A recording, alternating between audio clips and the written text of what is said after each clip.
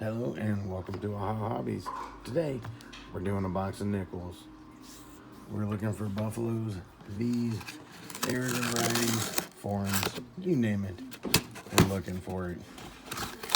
And we're also going to be looking for some of that wartime silver. And we have a circulated box. That's not an issue. We're not going to look at all of them. We're going to go ahead and get this thing cracked open. And I will bring you back for any 40s, 50s, foreigns, anything we find. So hang out. The third roll in, and we get our first find, 1948. Now we're hoping for an S. But we get, Philly. We can hope. Now, this one, you see the height there? There's definitely something going on inside of here. I think I'm going to set the tripod up for this one. We're going to take a look together, see what's going on in there. Alright, let's see what's going on in here.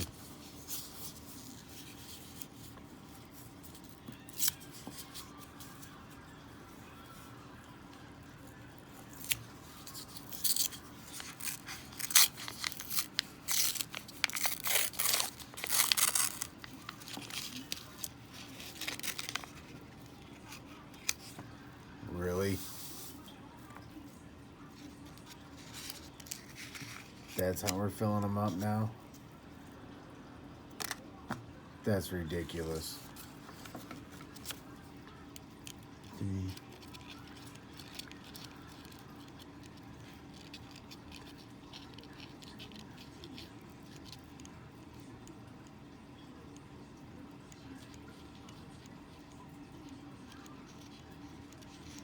We got 37.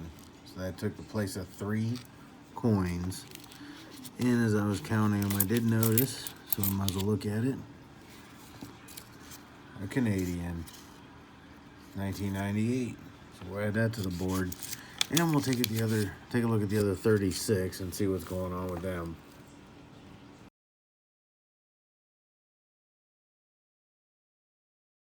Okay, so the roll that was 3 short and had the bread tie in it gave us 2 finds.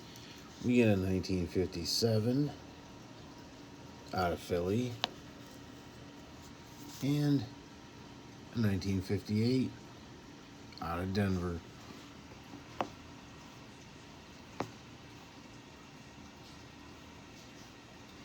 They're in the collection now. Number 5 is going to give us 2 finds. We're going to start out 1 year short of silver with a 1941. And we're going to find a 1947. A little bit of a wood grain texture there out of Denver. We'll add those two. And keep hunting. All right, roll number 6 is going to give us another find. We get a 1957, little beat up, out of Denver. So we have 57D, and the other one was a Philly, so we have a collection there for 1957. Roll number 8 is going to give us yet another find. We're going to add another 1957 Denver to the collection. Roll number 9 gives us 3 finds. We get a 1940. We'll start with the oldest one. So we're going to add, excuse me, we're going to add 1940 out of Philly. We'll add a 1941, also out of Philly. And 1947 out of Philly. We're just dancing all around silver. We need to get there. Very next roll, and we are still dancing around that silver. We get a 1946 out of Philly and a 1948. This one out of Denver that we're going to add to the collection. And we need to hit that silver. It's time. Come on. All right. Next roll. And we get a 1958 out of Denver. And we also get a 1955 out of Denver. And it shows here we can look for a D over S. So let's take a look. See if we see any sign of a D over an S. And I don't see anything on that one. Don't see anything even remotely close. So we'll add that one right there to the board and keep on hunting. We made it to roll 15. 15 gives us a 1946 out of Philly. Still just right off of silver. Will we get silver? Will we not? We made it to roll 21 so far. And we're going to have our first 30s nickel. We get a 1939. Unfortunately, I've already seen it. But there's a 39S and a 39D that are key dates. This one here happens to be a Philadelphia. So it does not fall in that key date category. But it is a 1939. We'll take them. Roll 23, and we're going to have 3 finds again. We're going to start out with a 1948 out of Philly. We have a 1947 out of Philly. And a 59 Denver. I laid out very next roll 24, and I did see this edge here. I do believe we are going to have a Canadian 2006. So that'll be our second Canadian of the box. And while I got you, I wanted to check just a couple coins here.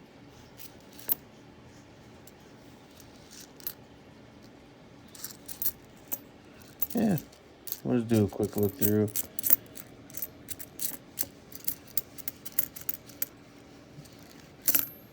Alright, it doesn't look like we're going to have anything else in this roll. If there is, I'll be right back. If not, I'll let you know as soon as we find something in one of those rolls. Roll 27. We get a 1954 out of Denver. Unfortunately, it wasn't the S, so we can't check it for the S over D. But we will be adding a 1954 Denver to the mat, to the collection. Roll 31. We're going to have 2 finds. We have another 1957 Denver. And we're going to add a second 1959. This one is Denver. Very next roll, we're going to have yet 2 more finds.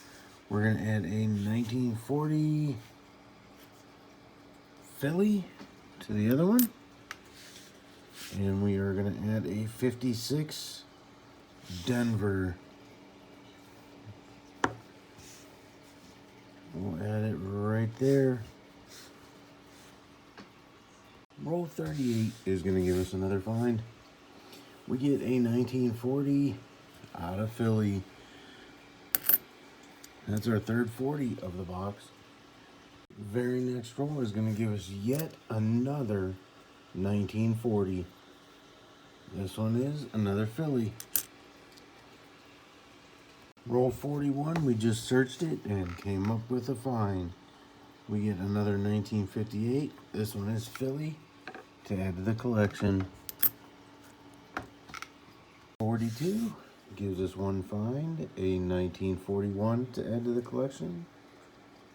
Oh, and I do believe that is a 1941S. Let's take a look. That is, in fact, a 1941S. So hang out for a second. I want to get my book and see if that's something we need. Hang on. We get a snapshot of the book here. 41S is already filled in. And I do believe that one is slightly better shaped than this one, but I will pull that one out, and I will compare later. But for now, we will add a 1941 S to the finds. It's a shame we couldn't put another coin into the book. Now this 1958 really could be a proof. Looking at the strike,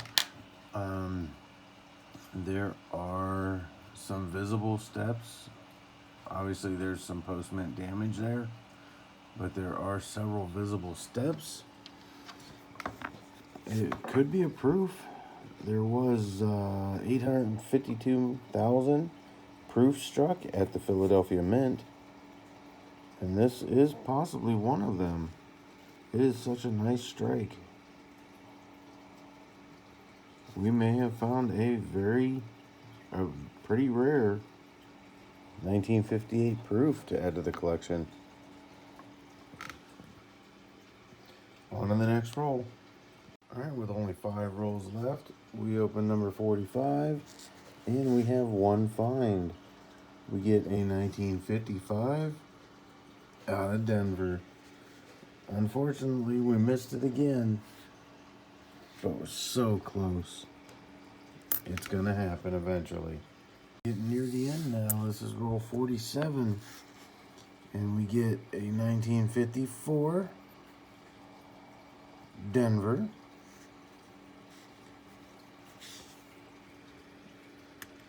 And we get 1941 out of Philly.